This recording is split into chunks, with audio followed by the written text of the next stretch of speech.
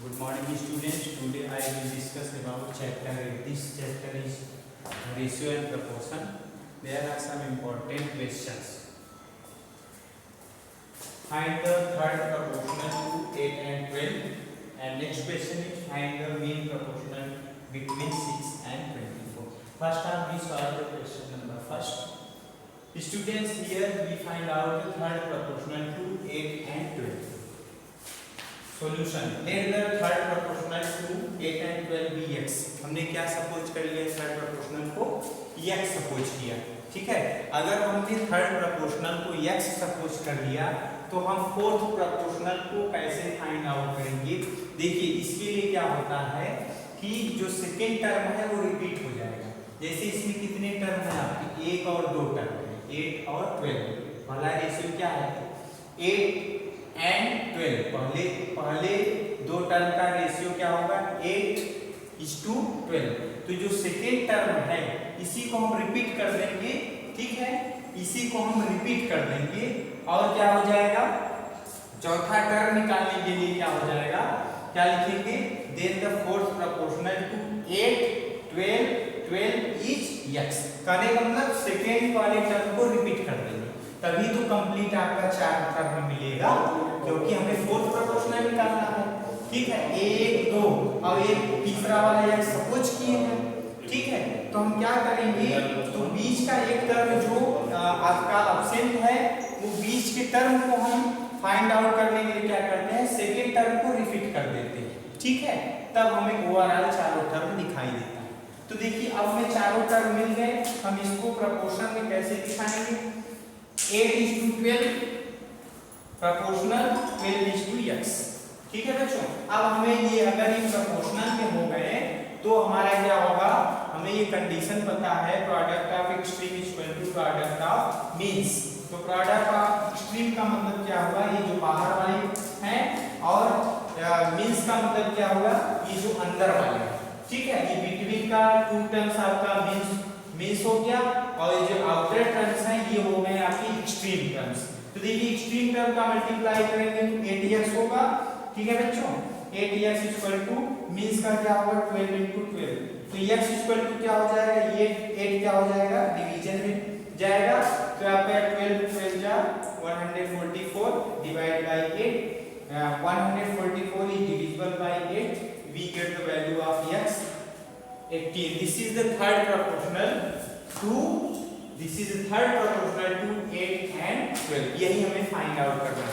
अब हमारा next question है बच्चों find the mean proportional between 6 and 24। अब हम सेकेंड को सॉल्व करेंगे।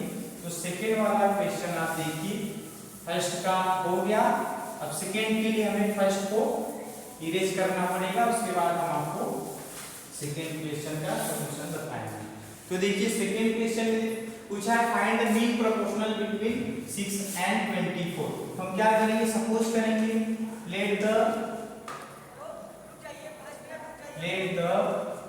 Mean proportional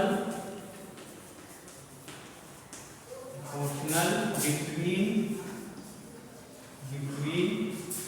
6 and 24 be x। हमने क्या सपोज कर लिया x। देखिए जो हमने मीन प्रोपोर्शनल को x सपोज किया है, तो मीन प्रोपोर्शनल का मतलब देखिए क्या होगा, इसका मतलब ये हो गया कि हम इसको प्रोपोर्शन में कैसे दिखाएंगे 6:x प्रोपोर्शनल टू x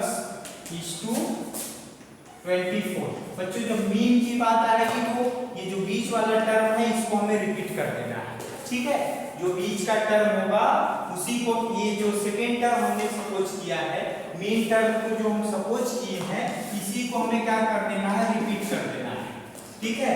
मतलब मींस ये जो मींस है इन्हीं को हमें रिपीट करना है, इसी को हमने सपोज किया, तो जो सपोज किए हैं उसी को हम रिपीट कर देंगे, तब हमें क्या मिलेगा मींस क्या मिलेगा मीन प्रोपोर्शनल मिलता है।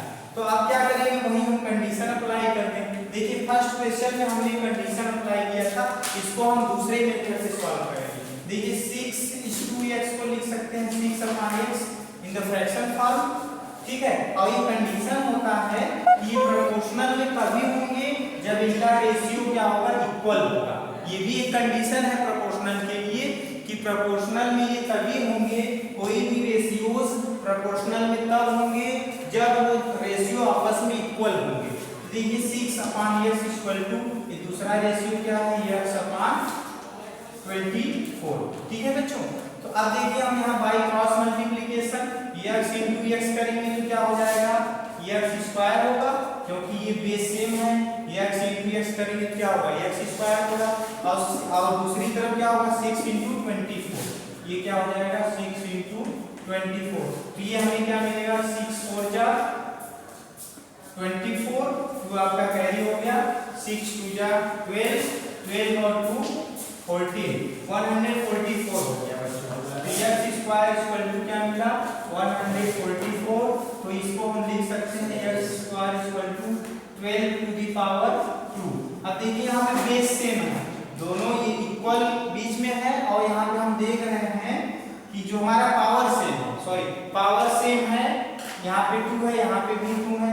जब ये पावर सेम हुआ तो हमारा बेस भी क्या होगा, सेम होगा। तो इसलिए हम यहाँ पे क्या कर सकते हैं कि x की वैल्यू क्या हो जाएगी, x इक्वल टू हो जाएगा आपका 12। यही हमारा क्या है, required mean proportional between 6 and 24। तो बच्चों ये देखिए दूसरे मेथड से हमने सॉल्व किया है। ये भी क्या होता है, ये कंडीशन होता है प्रोपोर्शनल के लिए कि जो रेशियो होंगे वो आपस में इक्वल होंगे। उसके बाद हमने क्या किया, क्रॉस मल्टीप्लिकेशन किया। अब देखिए x इंटू x, ये x स्क्वायर होगा, ये हमने आपको बताया है। क्यों, क्योंकि x के पावर 1 है, यहाँ भी x के पावर 1 है, ये क्या हो जाएगा, बेस को लिखेंगे और पावर ऐड हो जाता है। कि मल्टीप्लिकेशन क्या मिला, x to the power 2, that is x square. Hence our required solution is complete. Thanks to all. Have a nice day.